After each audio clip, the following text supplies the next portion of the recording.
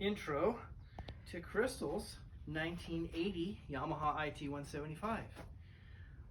We found this bike, found it from, they were the second owner, but they had this bike for years and years and years.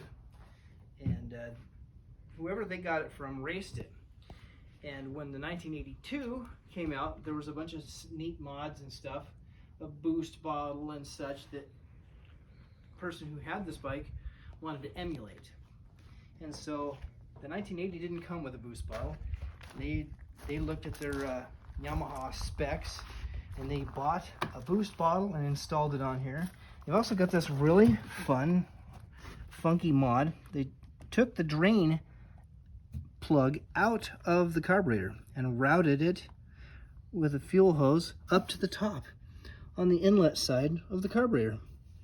I'm not exactly sure what they were after, but I'm assuming they are trying to keep it from starving at wide open throttle or something and pulling it through with vacuum. But I'm not going to argue because it works. This bike runs really, really well. About the only drawback with the running of this bike is it's very loud. The muffler is kind of small and it needs packing, but you know, it's 40 years old. The suspension doesn't leak. It works. It works very well, as a matter of fact, for how old it is.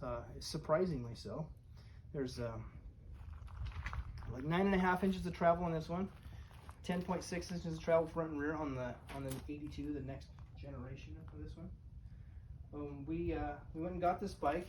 We brought a few tools, cleaned the carburetor. It started right up. We were extremely happy about that. It has original Renthal handlebars that would have been purchased in probably the early 80s. This is not something that they sell nowadays, and they're in really great shape. They're not bent or anything. It's works really well. We donated the clutch cable from this bike to Kevin Moore at the Jacksonville National Hare and Hound, so he could finish his day on his KX250, his KXF 250, his modern bike. We made it work, so that was kind of fun. But this bike is it's all original, other than the mods done to it. We didn't do anything. These tires, when they parked it in their shed, these tires are old and cracked and 15 years old, and well, we just keep riding it on them, and it works. We did have to get a Clark tank. When you were draining the gas out of these old plastic gas tanks, they tend to crack. So it had been cracked. In fact, it wasn't cracked when we got it. It was empty. We put gas in it when we got home, and then it cracked. So we bought a Clark tank and put some decals on it. Obviously, we ride this thing. It gets used, but it's a nice, solid little motorcycle. It's not a rattle trap at all. Very comfortable bar peg seat relationship. This is a new seat cover. All this stuff is readily available.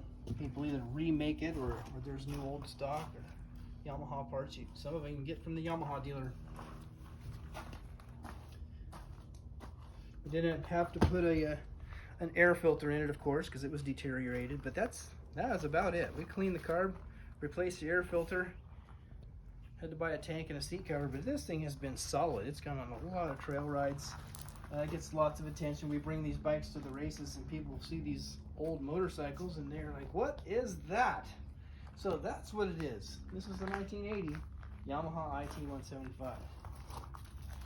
I'll go ahead and start it up, but it's very loud. So hopefully I won't be deaf after this.